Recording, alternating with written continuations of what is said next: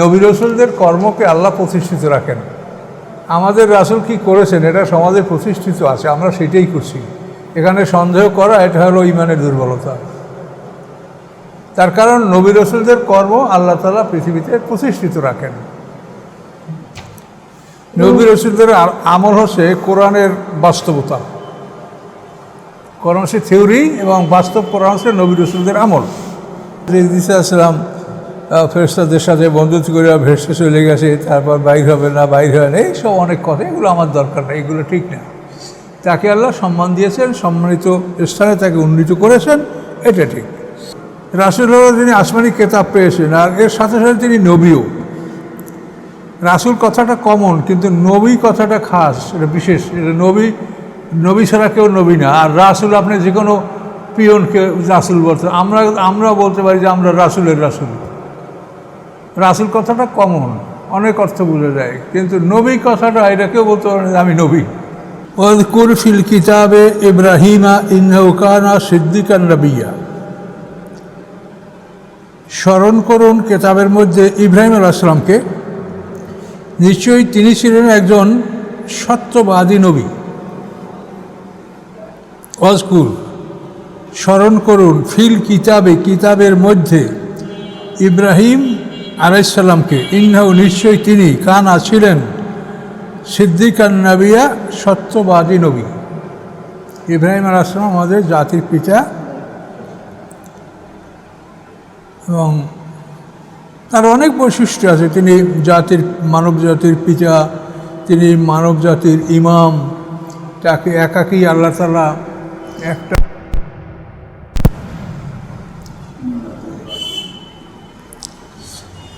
তো ইব্রাহিম আলাইহিস সালাম পিতার নাম হলো আজর, মায়ের নাম উমাইলা অথবা বুনা, দুইটা নাম পাওয়া যায়। তো ইব্রাহিম আলাইহিস সালামের জন্ম হলো সিরিয়ার একটা পাহাড়ের গুহায় তার মা তাকে প্রসব করেছে। তার কারণ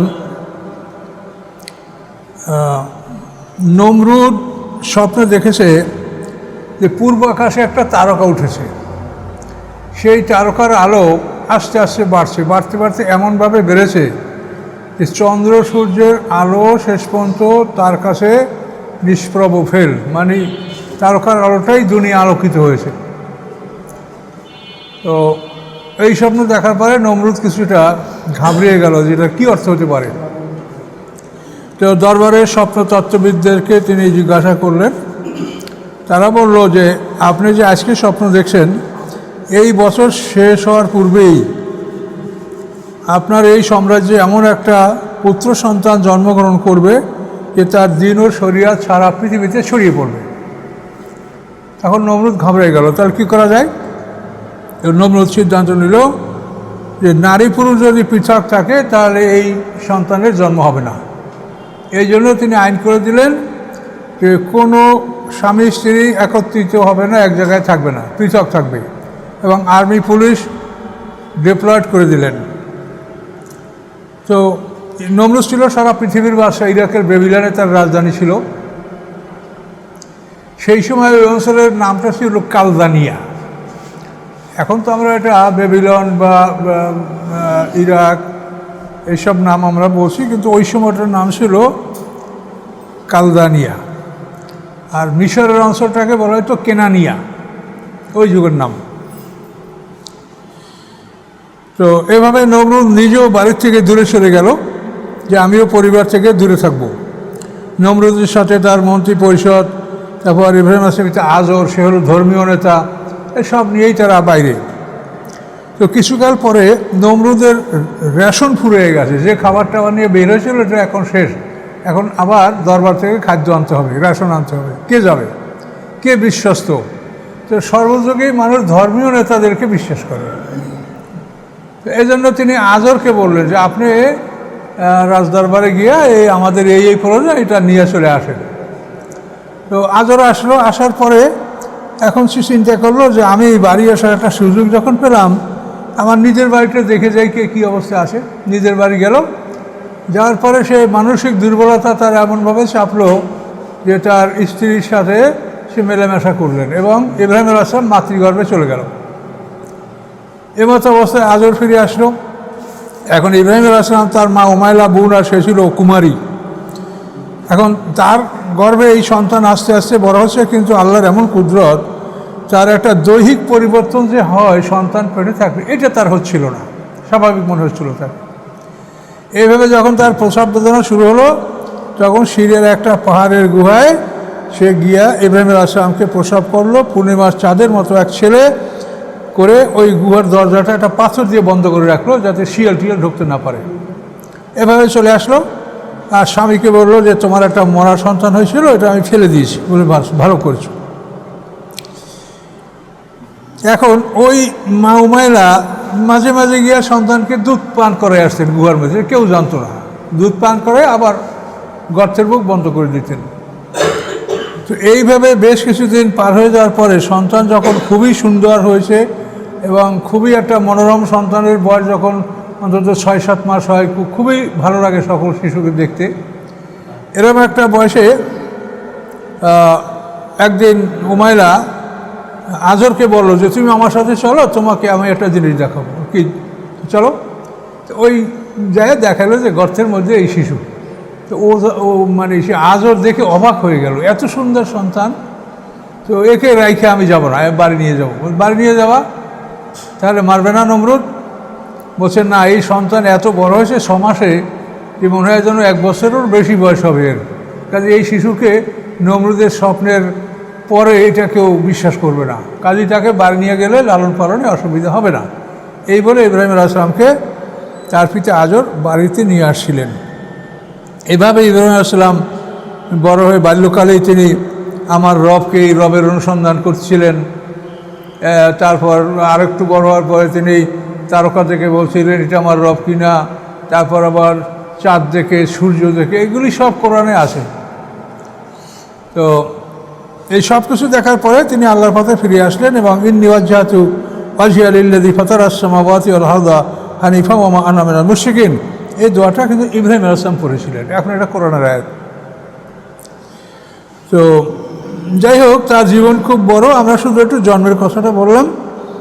তো এখন ইব্রাহিম আলাইহিস সালামের কথা শোনেন। ইজ ক্বালা লি আবিহি, যখন তিনি বললেন তার পিতাকে, যখন কলা বললেন, লে জন্য, আবিহে পিতার জন্য, পিতাকে, ইয়া আবাতে হে আমার পিতা, লেমা তা'বুদু কেন তুমি ইবাদত করো, মা এমন কিছুর, লা ইয়াসমাউ যে শোনে না, ওয়ালা ইউবসিরু এবং দেখে না, ওয়ালা ইউগনি আনকা শাইয়া এবং সে তোমার কোনো উপকারও করতে পারে না। তাহলে ইব্রাহিম আলাইহিস সালাম কি বললেন? হে পিতা, তুমি কেন ইবাদত করো এমন কিছুর যা শুনতে পায় না, দেখতে পায় না, তোমার কোনো উপকারও করতে পারে না। অর্থাৎ 70টা মূর্তি ছিল নমরুদের, বিশাল একটা হল ঘরে এই মূর্তিগুলি সাজানো ছিল। বড় মূর্তিটা একেবারে ওই শেষ কর্নারে, তার দুই দিক থেকে ছোট মূর্তিগুলি লাইন দিয়ে সাজানো ছিল। একেবারে প্রথম ওগুলো ছোট, আস্তে আস্তে বড়। এভাবে ইব্রাহিম আলাইহিস সালাম বলছেন, ইয়া আবাতে হে আমার পিতা, ইন্নী কদ জাআনি মিনাল ইলম নিশ্চয়ই এসেছে আমার কাছে জ্ঞান, মালাম ইয়াতিকা যে জ্ঞান তোমার কাছে আসেনি, ফাত্তাবিনি অতঃপর তুমি আমার আনুগত্য করো, আহাদেকা সিরাতান সাবিয়া আমি দেখাবো তোমাকে সরল পথ। সিরাতান মানে পথ, সাবিয়া মানে সরল, আমি তোমাকে সরল পথ দেখাবো। এটা ইব্রাহিম আলাইহিস সালাম বললেন। ইয়া আবাতে তিনি আরও বললেন, হে পিতা, লা তা'বুদিশ শাইতান শয়তানের ইবাদত করবেন না। এই মূর্তিগুলি শয়তানের মধ্যে শয়তান থাকে। ইন্না শাইতানা কানা লির রহমানে আসিয়া নিশ্চয়ই শয়তান হয় রহমানের জন্য অবাধ্য। শয়তান রহমানের অবাধ্য, কাজে আপনি শয়তানের ইবাদত করবেন না। ইয়া আবাতে হে আমার পিতা, ইন্নী আখাফু আমি ভয় করছি, আইয়ামাসাকা যে আনমানি যে, ইয়ামাসাকা স্পর্শ করবে তোমাকে, আযাবুন শাস্তি, মিনার রহমানে রহমানের পক্ষ হতে, ফাতাকুন আলী শয়তানে ওলিয়া অতঃপর ফামানি অতঃপর তাকুনা তুমি হবে শয়তানের বন্ধু। কাজেই তুমি ফলে শয়তানের বন্ধু হবে, কাজেই তুমি এটা করো না। এগুলি যখন ইব্রাহিম আলাইহিস সালাম তার পিতাকে বললেন, তার উত্তরে তার পিতা কি বলল এখন শোনেন। কলা বললেন আজর আর রাগিবুন আংতান আলেহাতি, তুমি কি আমার এলাহাদের থেকে ঘৃণা পোষণ করছো, তুমি দূরে চলে এসেছ। রাগাবা শব্দ হলো কারো দিকে আগ্রহী হওয়া। তো এই রাগ আন যদি হয় তাহলে ওটা হবে আগ্রহ না দেখানো। রাগাবা ফিহে যদি হয় তাহলে তার প্রতি আগ্রহ সে করেছে, আর আন যদি হয় তাহলে আগ্রহ করে না, আগ্রহ ত্যাগ করছে। তো আদর বলল যে তুমি কি ঘৃণা করছো আমার এলাকাকে। ইয়া ইব্রাহিম, হে ইব্রাহিম, লাইল্লাম ইয়ান্তাহে, যদি তুমি বিরত না হও, আরজুমান্নাকা, অবশ্যই আমি তোমাকে প্রস্তর আঘাতে হত্যা করব। ওহজরুনি মালিয়া, তুমি আমার থেকে দূর হও চিরতরে। এভাবে তার পিতা তাকে ধমক দিলেন। আর রাগিবুন, তুমি কি অনীহা প্রকাশ করছো, ঘৃণা প্রকাশ করছো, আন্তা তুমি, আন আলেহাতি, আমার ইলাহা হতে। ইয়া ইব্রাহিম, হে ইব্রাহিম, লাইল্লাম তামতাহে, যদি তুমি বিরত না হও, আরজুমান্নাকা, অবশ্যই আমি তোমাকে রজম করব, অর্থাৎ প্রস্তর আঘাতে হত্যা করব। ওহজরুনি মালিয়া, তুমি দূর হও আমার থেকে চিরতরে। কলা সালামুন আলাইকা, তখন ইব্রাহিম ইসলাম বলবেন আপনার উপরে সালাম। এটা হলো বিদায়ের সালাম। সালামুন আলাইকা, আপনার উপরে শান্তি বর্ষিত হোক। আস্তাগফিরুল্লাকা রব্বি, অচিরেই আমি ক্ষমা প্রার্থনা করব, লাকা, আপনার জন্য, রব্বি, আমার রবের কাছে। ইন্নাহু কানা বি হাফিয়া, নিশ্চয়ই তিনি আমার প্রতি অত্যন্ত দয়াশীল, অনুগ্রহশীল। কাজে আল্লাহর কাছে আপনার জন্য আমি দোয়া করব, এটা তিনি বললেন, ওয়াদা করলেন। ও আতাজিলকুম, এবং আমি পৃথক থাকবো তোমাদের থেকে। এই আতাজেলা, এর থেকে মোতাজেলা, দূরে থাকা। ওস্তাদে বলছে এ তাজেলার না, তুমি আমার থেকে দূর হও। এই জন্য ওই সম্প্রদায়ের নাম হয়েছে মোতাজেলা। এখানে ওই শব্দটাই আতাজেল, ও আতাজিলুকুম, আমি তোমাদের থেকে দূরে থাকবো। অমা তাদৌ না, এবং যাদেরকে তোমরা ডাকো, মেন দুনিল্লাহ, আল্লাহ ছাড়া, তাদের থেকেও আমি দূরে থাকবো। ও আদৌ রব্বি, এবং আমি ডাকি আমার রবকে। আশা, সম্ভবত, আল্লাহ আকুনা, আনলা, যে আমি হব না, আকুনা, আমি হব না, আল্লাহ আকুনা, আমি হব না, বে দোয়ায়ে রব্বি শাকিয়া, রবের কাছে দোয়ার ক্ষেত্রে আমি নিরাশ বা হতবাগা, দুর্ভাগ্যবান আমি হব না। আমার দোয়া আল্লাহ কবুল করবেন। ফালাম্মা আতাজালাহুম, অথবা যখন তিনি তাদের থেকে পৃথক হয়ে গেলেন।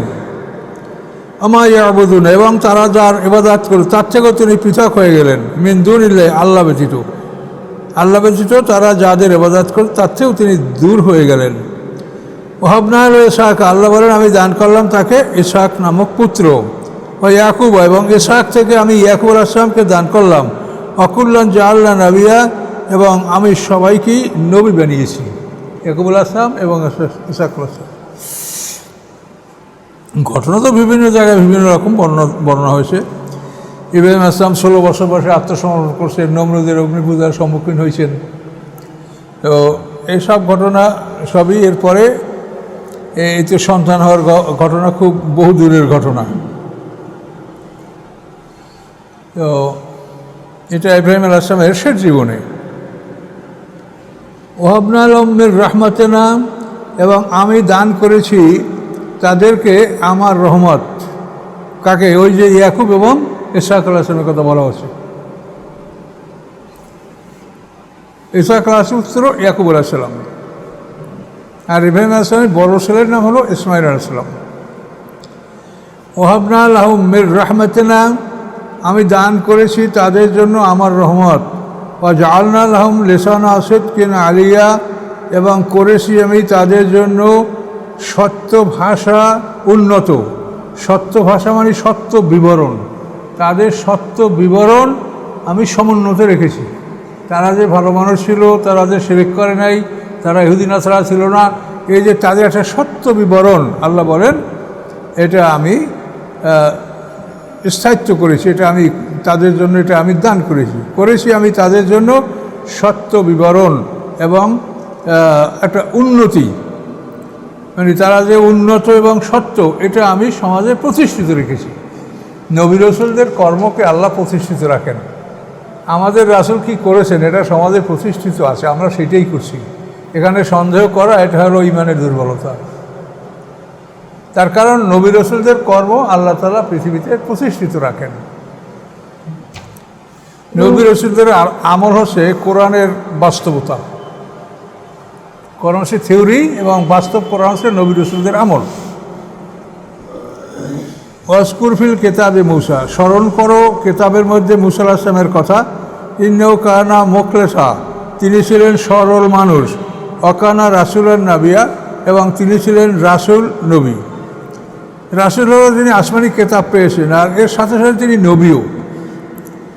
রাসূল কথাটা কমন, কিন্তু নবী কথাটা খাস, এটা বিশেষ। এটা নবী ছাড়া কেউ নবী না। আর রাসূল আপনি যে কোনো পিয়নকে রাসূল বলতে, আমরা বলতে পারি যে আমরা রাসূলের রাসূল। রাসূল কথাটা কমন, অনেক অর্থ বোঝা যায়, কিন্তু নবী কথাটা এটা কেউ বলতে পারে না আমি নবী। রাসূল বলতে পারবে, রাসূল মানে পিয়ন, আমি খবর নিয়ে আসি আপনাদের কাছে, পিয়ন। ও না দায়ী নাওমান জানে তুরেল আইমানে, এবং আমি ডাক দিয়েছি তাকে মেন জানে দিক থেকে। কোন দিক থেকে? তুরেল আইমানে, তুর পর্বতের ডান দিক, মানে তুর পর্বতের ডান দিক থেকে আমি তাকে ডাক দিয়েছি। অকার রাবনাও নাজিয়া, এবং আমি তাকে নৈকট্য করেছি, আমার নিকটতম বানিয়েছি এবং তাকে মুক্তি দিয়েছি। এখন এই তুরের আইমানে হলো এই যে দেখেন মূসা আলাইহিস সালাম শোয়েব আলাইহিস সালামের বাড়ি, সেটা হলো মানে মিশর থেকে সম্পূর্ণ পূর্ব দিকে, লোহিত সাগরের পারে মাদায়েনে। ওখান থেকে তিনি যখন মিশরে আসেন, তাহলে তার ডান দিকে তুর পাহাড়টা পড়বে না, যেহেতু মিশর তো পশ্চিম দিকে। তো এই জন্য তুরের আইমান মানে যে তুর পাহাড়ের ডান পাশে, অর্থাৎ এই তুর পাহাড়টা তার আসার সময় ডান পাশে অবস্থিত ছিল, এই জন্য তুরের আইমান বলা হয়েছে। যেহেতু তিনি মাদান থেকে মিশরে যাচ্ছিলেন, মিশর হচ্ছে মাদান থেকে পশ্চিম দিকে।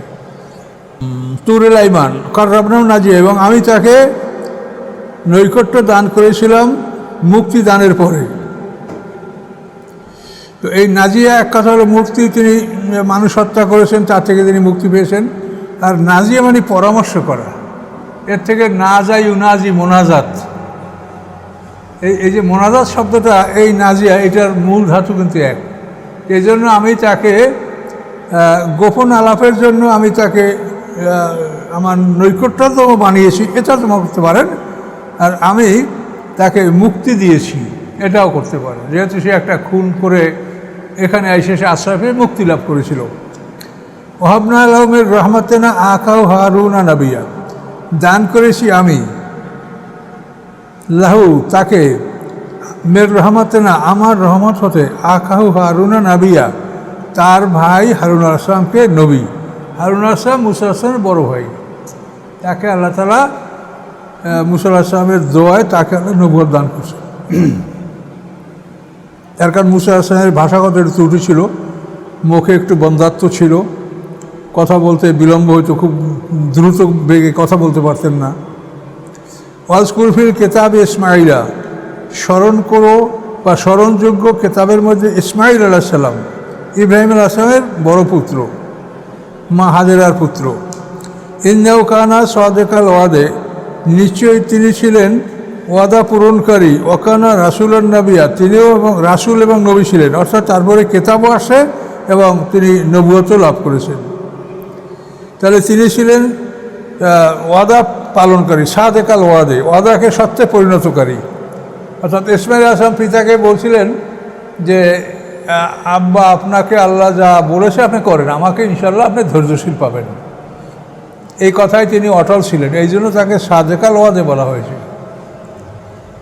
ইব্রাহিম আলাইহিস সালাম কিন্তু স্বপ্নের কথাটা ডাইরেক্ট ছেলেকে বলে দিয়েছিলেন, ইয়া বুনাইয়া ইন্নী আরা ফিল মানামে আন্নী আযবাহুকা। হে বৎস, আমি স্বপ্নে দেখছি যে আমি তোমাকে জবে করতেছি। ফাজবাহু মাজা তারা, বলো তোমার মতামত কি। এটা ইব্রাহিম আলাইহিস সালাম সরাসরি ইসমাঈল আলাইহিস সালামকে বললেন। তখন উনি বললেন, কলা ইয়া বাতেফ আল মাতুমার, হে পিতা, আপনাকে যে আদেশ দেওয়া সেটা আপনি করেন।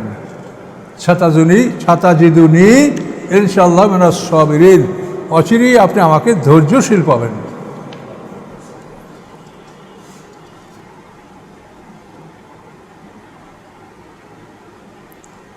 ওয়াকানা ইয়ামুরু আহলাহু বিস-সালাতি ওয়াজ-যাকাতি ওয়াকানা ইনদা রাব্বি মারদিয়া, এবং তিনি আদেশ করতেন তার পরিবার পরিজনকে নামাজের প্রতি, নামাজের বিষয়, ওয়াজ-যাকাত এবং যাকাতের বিষয়, ওয়াকানা ইনদা রাব্বি মারদিয়া, এবং তিনি ছিলেন আল্লাহর নিকটে গ্রহণযোগ্য। সালাতের আদেশ, এটা আপনারা পারিবারিকভাবে সবাই ছেলে মেয়েকে সালাতের আদেশ দান করবেন। এটা কোরআন শরীফে অন্য জায়গায় আল্লাহ বলেছেন যে ওয়ামুর আহলাকা বিস-সালাতি ওয়াসতাবির আলাইহা, যে তোমরা পরিবারকে নামাজের জন্য আদেশ দাও এবং এর উপরে তোমরা অবিচল থাকো। এটা মানে একবার আদেশ দিছো আর কাল দিবা না, এটা না, প্রত্যেক দিনই তুমি তাদেরকে এই আদেশটা দিও যে নামাজ পড়ো, সবাই ওঠো ইত্যাদি। কিন্তু খুব জোরাজোরি করবে না, চাপ সৃষ্টি করবে না, যেহেতু লায়েক রাফের দিন কিন্তু ঠিকই আছে, ইসলামে কোনো জবরদস্তি নেই। এরপরে ওয়াজকুরফিল কিতাবে ইদ্রিস, স্মরণ করো স্মরণযোগ্য কিতাবে ইদ্রিস আলাইহিস সালামের কথা। তো এই ইদ্রিস আলাইহিস সালাম অত্যন্ত সিনিয়র পয়গম্বর, অর্থাৎ আদম আলাইহিস সালামের পরে শীস আলাইহিস সালাম নবী, এটা তো কোরআনে নাই, তবুও তাফসিরে বা অন্য মাধ্যমে আমরা জানতে পারি শীস। কিন্তু এই শীস আলাইহিস সালামের পরেই ইদ্রিস আলাইহিস সালাম, মানে আদম নূহ এর মাঝখানে নবী হলো ইদ্রিস আলাইহিস সালাম, কোরআনে উল্লেখিত। কিন্তু এমনি আরও নবী মাঝখানে আসে যাদের নাম কোরআনে নাই, কোরআনে আছে এই ইদ্রিস আলাইহিস সালামের কথা। ইন্নাহু কানা সিদ্দিকান নবিয়া, তিনি ছিলেন সিদ্দিক, সত্যবাদী এবং নবী। রফানাহু মাকানান আলিয়া, এবং আমি তুলেছিলাম তাকে উন্নত স্থানে। এটা নিয়ে কিন্তু তাফসিরে অনেক কথা আছে যে ইদ্রিস আলাইহিস সালাম ফেরেশতাদের সাথে বন্ধুত্ব করে ভেসে চলে গেছে, তারপর বাইর হবে না, বাইর হয় না, এইসব অনেক কথা, এগুলো আমার দরকার নেই, এগুলো ঠিক না। তাকে আল্লাহ সম্মান দিয়েছেন, সম্মানিত স্থানে তাকে উন্নীত করেছেন, এটা ঠিক। উলাইকাল্লাযিনা আনআমাল্লাহু আলাইহিম, এই যাদের কথা বলা হলো, ইসমাঈল আলাইহিস সালাম, ইদ্রিস আলাইহিস সালাম, ইসহাক আলাইহিস সালাম, এদের কথা আল্লাহ বলছেন উলাইকাল্লাযিনা আনআমাল্লাহু আলাইহিম, এদের উপরে আল্লাহ তাআলা পুরস্কার দান করেছেন। এনাম মানে পুরস্কার। মিনান নবীনা, নবীদের মধ্যে হতে এদেরকে আল্লাহ বিশেষ পুরস্কার দান করেছেন। আর যুররিয়্যাতে আদম, এরা আদমের সন্তান থেকে। অমিম্মান হামালনা মা নূহ, এবং এরা তাদের থেকে যাদেরকে আমি নূহ আলাইহিস সালামের সাথে নৌকায় তুলেছিলাম, এদের থেকে এরা। ইদ্রিস আলাইহিস সালাম নূহ আলাইহিস সালামের আগে, আর ওর পরে যাদেরকে আছে ইসমাঈল আলাইহিস সালাম, ইসহাক আলাইহিস সালাম, এটা হলো নূহ আলাইহিস সালামের পরে।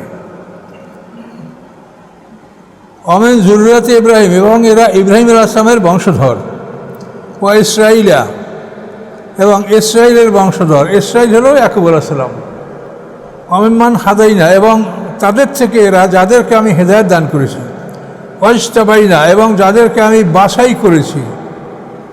ইজাতুত আলিম আয়াতুর রহমান, যখন তেলাওয়াত করা হয় তাদের উপরে রহমানের আয়াতগুলি, খররু সুজ্জাদাও অবকিয়া, তখন তারা লুটিয়ে পড়ে সেজদায় ক্রন্দনরত অবস্থায়, তখন কাঁদো কাঁদো অবস্থায় তারা সেজদায় লুটিয়ে পড়ে।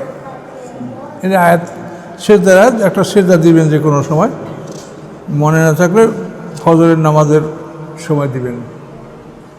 ফাখালাফা মিন বাদিহিম খালফুন আযাউস সালাত, আল্লাহ এই যাদেরকে উল্লেখ করা হলো খলিফা হয়েছে, তাদের পরে এরা খলিফা। খালাফ শব্দ মানে পিছিয়ে আসা, মানে একজনের পরে আর একজন আসা। খালফ মানে পিছনে, খলিফা প্রতিনিধি। তাহলে অতঃপর পিছনে আসলো তাদের মেম্বার, তাদের পরে খালফুন, যারা পিছনে আসার তারা কী করলো, শেষ পর্যন্ত আদাউস সালাতে তারা সালাত নষ্ট করলো, নামাজ তারা নষ্ট করলো। অত্যাবশ শাহওয়াতে, এবং তারা কামনা বাসনার অনুকরণ করল। ফাসাফ ইয়ালকাউনা গাইয়া, অচিরেই তারা সাক্ষাৎ করবে গাইয়া নামী দোজকের। গাইয়া একটা দোজকের ভয়ঙ্কর জায়গার নাম। অথবা এই গাইয়া যদি দোজক না বলেন, তো গাইয়া মানে ধোঁকা দেওয়া, প্রতারণা করা। তারা তাদের প্রতারণা করার পরিণাম পাবে, পরিণামের সাথে তারা সাক্ষাৎ করবে, এটা আপনি বলতে পারেন। আর গাইয়া হলো দোজকের একটা ভয়ঙ্কর জায়গা, সেখানে খুব কঠিন শাস্তির ব্যবস্থা রাখা হয়েছে গাইয়া। এখন আল্লাহ বলেন ইল্লামান তাবা ওয়া আমানা ওয়া আমিলা সলিহান, হ্যাঁ ব্যতীত তারা, অর্থাৎ তারাই গাইয়া দোজকে ঢুকবে না। ইল্লামান তাবা, ব্যতীত তারা যারা তওবা করেছে, ও আমানা ঈমান এনেছে, ও আমিলা সলিহান ভালো কাজ করেছে, আউলাইকে ইয়াদখুলুনা জান্নাতা, তারা জান্নাতে প্রবেশ করবে। ওয়ালা ইউজলামুনা শাইয়া, তাদের উপরে বিন্দুমাত্র জুলুম করা হবে না। কোথায় প্রবেশ করবে? জান্নাতে আদেনেন, চিরস্থায়ী জান্নাত। আল্লাতি, যার ব্যাপারে রহমান ওয়াদা করেছেন, ইবাদাহু তার বান্দার সাথে, বিল গায়বে অদৃশ্যে। ইন্নাহু কানা ওয়াদু মাতিয়া, নিশ্চয়ই তার প্রতিশ্রুতি অবশ্যই আসবে, অবশ্যই বাস্তবায়িত হবে। কাজেই তিনি যে জান্নাতের ওয়াদা করছেন, রহমান তার বান্দাদের কাছে অদৃশ্যে তিনি এই ঘোষণা দিয়েছেন। এই জান্নাত আমাদের কাছ থেকে অদৃশ্য, এই জন্য বেল গায়েবে বলা হয়েছে, আমরা দেখতে পাচ্ছি না। কাজে এই অদৃশ্যে যে জান্নাত অবস্থিত আছে, এ সম্পর্কে রহমান আমাদেরকে ওয়াদা দিয়েছেন, এই ওয়াদা তিনি অবশ্যই পূরণ করবেন। লা ইয়াসমাউনা ফিহা লাগান ইল্লা সালামা, শুনবে না তারা তথায় কোনো বাজে কথা সালাম ব্যতীত। শুধু সালাম, ফেরেশতারা সালাম দেবে, গিলমানরা সালাম দেবে। ওয়ালাহুম রিজকুম ফিহা বুকরাতান ওয়া আশিয়া, এবং সেখানে তাদের জীবিকা থাকবে সকাল সন্ধ্যা। সকাল সন্ধ্যার কথা এখানে বলা হয়েছে, অন্য জায়গায় সার্বক্ষণিকভাবেই চালু থাকবে, তাও বলা আছে। তেলকাল জান্নাতুল্লাতি নূরিসু মিন ইবাদিনা, এই জান্নাত যার উত্তরাধিকারী বানাবো আমি, নূরিসু উত্তরাধিকারী বানাবো আমার বান্দাদের মধ্যে। কাকে? মানকানা তাকিয়া, যে হয় মোত্তাকি, যে আল্লাহকে ভয় করছে, আল্লাহকে যে ভয় করছে, এই জান্নাতের মালিক আল্লাহ তাকে বানাবেন। ওমা নাতানাজ্জালু ইল্লা বিআমরি রাব্বিক, আমরা অবতরণ করি না আপনার রবের আদেশ ছাড়া। মানে আল্লাহ রসুল জিবরাইল আলাইহিস সালামকে বলছে যে আপনি একটু ঘন ঘন ওর কাছে আসতে পারেন, এত দেরিতে আসেন কেন? তখন তিনি বললেন যে আমরা অবতরণ করি না আপনার রবের আদেশ ছাড়া। সে বললে আমরা নামি, তাছাড়া আমরা নামতে পারি না। লাহুমা বাইনা আইদিনা ওয়া মা খালফানা, তিনি মালিক সব কিছুর, যা আমাদের সামনে আছে, যা আমাদের পিছনে আছে, এবং অমা বাইনা যালিকা, এবং যা আছে দুয়ের মধ্যে, সামনে পিছনের মাঝে যা আছে, তারও মালিক আল্লাহ। ওমা কানা রাব্বুকা নাসিয়া, এবং আপনার রব কখনো কিছু ভুলিবার নয়, তিনি কিছুই ভোলেন না, সবই তার স্মরণে থাকে। রব্বুস সামাওয়াতি ওয়াল আরদ, তিনি আকাশসমূহের রব, পৃথিবীসমূহের রব। ওমা বাইনহুমা, এবং এই দুয়ের মধ্যে যা আসে তারও তিনি রব। ফাবুদুহু, অতএব তোমরা তার গোলামি করো। অস্তাবের ইবাদাতি, এবং ধৈর্য ধারণ করো তার ইবাদাতে। ইবাদাতে যেন অস্থিরতা মাঝে মাঝে না আসে, ধৈর্য ধারণ করো তার ইবাদাতে।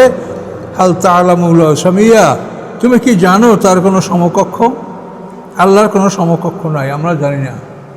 তিনি একাই, তিনি অদ্বিতীয়, তার কোনো তুলনা নাই, মেসাল নাই।